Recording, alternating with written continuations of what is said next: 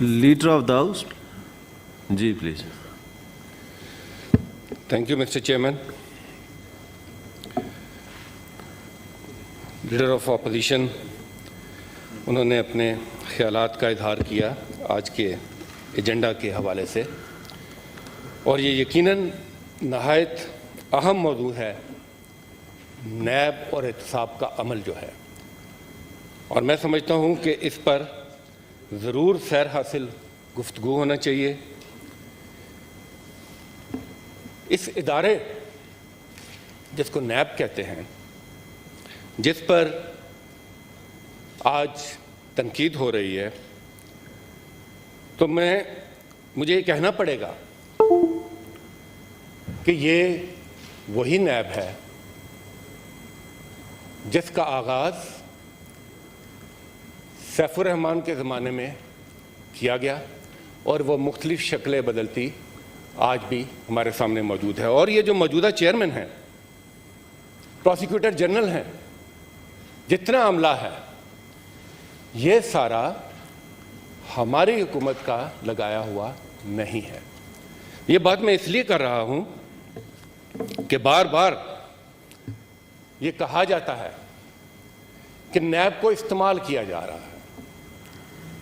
जनाब चेयरमैन, नैब एक आज़ाद और खुद मुख्तार इदारा है, और हमारी कोशिश ये है कि ये माजी की तरह किसी सियासी दबाव के बगैर बिला तफरीक बड़े छोटे, ताकतवर, कमज़ोर, हुकूमत, ऑपोजिशन, इन तमाम चीज़ों की तफरीक किए बगैर वो अपने एहतसाब के अमल को आगे लेकर चले।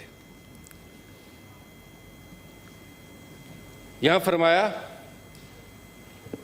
कि सुप्रीम कोर्ट ने भी इसके मुतालिक अपनी ऑब्जर्वेशंस दी हैं। सुप्रीम कोर्ट की तो कई ऑब्जर्वेशन हैं। इसी सुप्रीम कोर्ट ने सिसिलियन माफिया भी कहा था। इसी सुप्रीम कोर्ट ने यह भी कहा था कि नैब अपना जो उसका रोल था वो माजी में अदा करने में नाकाम रही। तो अगर आज एहतसाब का अमल आगे बढ़ रहा है तो मैं समझता हूं इसकी तायीद होनी चाहिए। जनाब चेयरमैन, क्रेडिबिलिटी उसी वक्त आती है कि जब सबको कानून के ताबे किया जाए, जब यह बात साबित हो कि कोई कानून से बालातर नहीं है। ख्वाजा आसिफ साहब के केस का इन्होंने जिक्र किया, तो जनाब मैं उस केस की डिटेल में जाए बगैर एक बात आपके गोशगुजार करना चाहता हूं कि पानामा से लेकर ख्वाजा आसिफ साहब के केस तक एक ही पैटर्न हमें नजर आ रहा है। जनाब चेयरमैन, इन केसेस में इल्जामात नहीं हैं, दस्तावेजात हैं। ये केसेस सवाल उठाती हैं और उनके जवाब आने चाहिए, और जवाब मुतलका फोरम पर आने चाहिए, तहकीकाती इदारों के सामने आने चाहिए, सुप्रीम कोर्ट और दूसरी कोर्ट्स के सामने आने चाहिए। मगर बदकिस्मती से यहां पर एक वतीरा रहा कि एक खास क्लास को हमेशा कानून से बालातर समझा जाता रहा, और वो हमेशा अपने आप को एहतसाब के अमल से बाहर समझती थी। मगर पहली मर्तबा इमरान खान की क़यादत में पीटीआई की हुकूमत ने अपने अमल से साबित किया कि कोई कानून से बालातर नहीं, चाहे वो हुकूमत में हो या ऑपोजिशन में। जनाब चेयरमैन, खुद इमरान खान ने जब वो एक ऑपोजिशन लीडर थे। उनको जब उनके खिलाफ केस बनाया गया तो उन्होंने खुद को इंसाफ के लिए पेश किया। उन्होंने अपनी जात से इसकी शुरुआत की। 1 साल तक अदालत के सामने वो जवाब देते रहे, दस्तावेजात देते रहे और बिल आखिर अदालत इस बात पर मजबूर हुई कि उनको सादिक और अमीन करार दे। क़यामत का मंजर तो ऑर्डर प्लीज। क़यामत का मंजर तो यकीनन है कि जो जब ये केसेस खुलते हैं तो क़यामत का भी मंजर है और एक इस मुल्क की बर्बादी का मंजर भी सामने आता है। जनाब चेयरमैन, ये केसेस क्या ट्रेंड दिखाते हैं? करप्शन और चोरी का पैसा तो था ही, मगर जो मनी लॉन्ड्रिंग की टेक्निक से जात की, मैं समझता हूं आइंस्टाइन भी आज शर्मिंदा होगा। और यहां से पैसे बाहर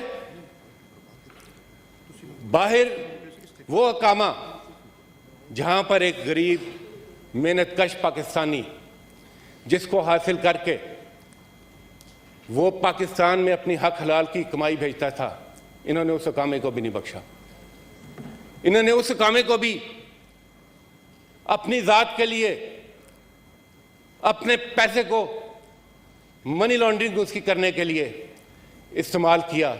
उसकी बुनियाद पर उन्होंने अकाउंट खोले और उन अकाउंट से पैसे सेफ हेवन्स में भेजते रहे।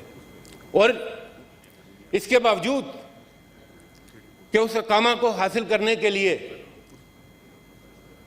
आपको कोई ना कोई वहां मुलाजमत करनी पड़ती थी, तो हमने देखा कि चाहे वो वज़ीर आज़म हो, चाहे वो वज़ीर दिफा हो, वो वज़ीर दाखिला हो, वो इस मुल्क के इस्लामी जमहूरिया पाकिस्तान, इस मुल्क के इतने बड़े बड़े ओहदों में फायद होने के बावजूद अपने पैसे को बचाने के लिए उन छोटी छोटी कंपनियों में मुलाजमत की भी हजीमत उन्होंने गवारा की।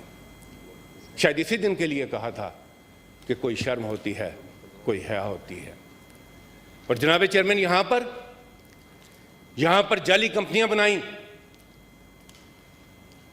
बोगस कंपनियां, बोगस कारोबार, बोगस इनवॉइसेस और अपने मुलाजमीन के नाम पर फेक अकाउंट्स खुलवाए और उस पैसे को अपनी ज़रूरियात के लिए यहां पर बुलाया। अब ये सवाल इनको चाहिए कि इनके जवाब दें। लश्कर कशियां ना करें, इदारों पर हमला आवर ना हो, जाएं और अपने आप को सुरखरू करें, जवाब दें, अपने नाम को क्लियर करें। नहीं तो जिस तरह पाकिस्तानी अवाम आपको मुस्तरद करती जा रही है, आपका मुस्तकबिल सब पर वादे है। मुझे मालूम है कि सच कड़वा होता है और ये रिएक्शन जो है मैं इसकी तवक्का रखता था, क्योंकि सच्ची बात मुश्किल से सुनी जाती है, मगर ये हकीकत है। अगर आईने में अपनी शक्ल में या अपने हुलिये में कोई चीज़ की कमी हो तो आदमी को चाहिए कि उसकी दुरुस्ती कर दे, बजाय कि इसके कि वो आईने को तोड़ने की कोशिश करे। जनाब चेयरमैन, यह यकनुकादी एजेंडा सिर्फ और सिर्फ इस बुनियाद पर, स्वाति साहब प्लीज, सिर्फ इस बुनियाद पर कि अपने पैसे को, अपने केसेस को उनमें से रिलीफ हासिल किया जाए। मैं ज़्यादा दूर नहीं जाता। ये सफ़र पनामा से शुरू हुआ था और पीडीएम की रहलत तक यही होता आ रहा है। इस हाउस में हमने देखा कि जब फैटफ का इशू आया, तशरीफ़ फरमा है शाह महमूद कुरैशी साहब और भी दोस्त गवाह हैं उस वक्त के, कि फैटफ जैसे कौमी इशू पर भी NRO के पर्चे थमा दिए गए। कोई मरहला, पार्लियामेंट की बालादस्ती की बात करते हैं, कोई कानून साजी, बजाय कानून पे बात करने के रिलीफ पर बात होती है। तो जनाब चेयरमैन, आज हम जिस मोड़ पर हैं, जब हम 2021 में दाखिल हो रहे हैं, तो निविश्ता दीवार पढ़ लेना चाहिए। इनको समझ लेना चाहिए कि पाकिस्तानी अवाम ने बादशाहत और विरासत की सियासत को यकसर मुस्तरद कर दिया है। मीनार पाकिस्तान के साए में पाकिस्तानी अवाम ने अपना फैसला सुना दिया कि वो इस बादशाहत की सियासत को मुस्तरद करते हैं। आप देखें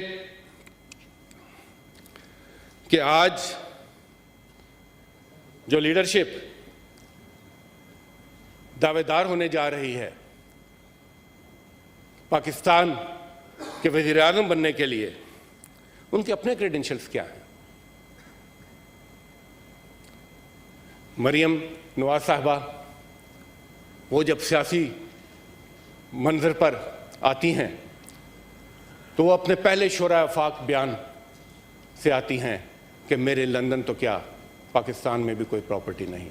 मगर क्या करें कि पाकिस्तान छोड़ के लंदन में भी आपकी प्रॉपर्टीज निकल आती हैं, और वही एवनफील्ड अपार्टमेंट्स और वही अपार्टमेंट्स, उन सब के बेनिफिशियर ओनर आप निकलती हैं। फिर हम उनके हुनर के करिश्मे देखते हैं। जब कैलेबरी फॉन्ट से एक जाली ट्रस्ट डीड तैयार होती है और वो जालसाजी भी पकड़ी जाती है, और उसके बाद से अभी तक का जो सफ़र है, हर रोज़ एक नया झूठ, हर रोज़ एक नई गलत बयानी और हर रोज़ एक नया स्कैंडल। आखिर में मैं कहना चाहता हूँ कि अच्छा है सियासत में रवादारी होनी चाहिए, अच्छा है कि सियासत में बातचीत होनी चाहिए। हमने देखा कि जब मरियम साहबा तशरीफ़ लेके गई बीबी शहीद बेनज़ीर भुट्टो के मज़ार पर, तो हम ये तवक्का करते थे कि वो वहाँ बैठकर वहाँ सबके सामने इस बात की भी माजरत करेंगी कि जो उनके ख़ानदान ने बेनज़ीर भुट्टो पर तोहमतें लगाई थीं, जो उनके साथ ज़्यादतियाँ की थीं। इससे आपका कद बढ़ता है, इससे आपके कद में कमी नहीं होती। मगर नहीं, मकसद ये नहीं था। मकसद वही था जिस शक नुकाती एजेंडे की मैंने बात की। आखिर में इस्तीफ़ों का ड्रामा भी फ्लॉप, 2020 के सूरज के साथ इस्तीफ़े भी काल कोठड़ी में गर्क। वो जो वफा के पहाड़ थे, वो जब स्पीकर के सामने पहुंचे तो वो तो रेत की दीवारें साबित हुई। कहते थे सेनेट का इलेक्शन नहीं होने देंगे, और दूसरी तरफ कहते हैं इमरान खान को सियासत नहीं आती। और आज उसी सेनेट के इलेक्शन के लिए एक दूसरे से सबकत ले जाने की कोशिश कर रहे हैं, और हम इनको उस पर वेलकम करते हैं। आइए, मैदान भी हाजिर है, घोड़ा भी। सेनेट का इलेक्शन इंशाल्लाह होगा और PTI इसमें गालिब अक्सरियत के साथ इस ऐवान में आएगी। आखिर में ये नया साल का आज पहला दिन है। यह नया साल पाकिस्तानी अवाम के लिए खुशहाली और खुशियों की नवीद लेकर आएगा, और 2020 के सूरज के साथ इस मुल्क में एक सियासत का जो बाब था वो गर्क होगा, और PTI की हुकूमत में पाकिस्तान इंशाल्लाह तरक्की और खुशहाली की नई मंजिलें हासिल करेगा। बहुत बहुत शुक्रिया।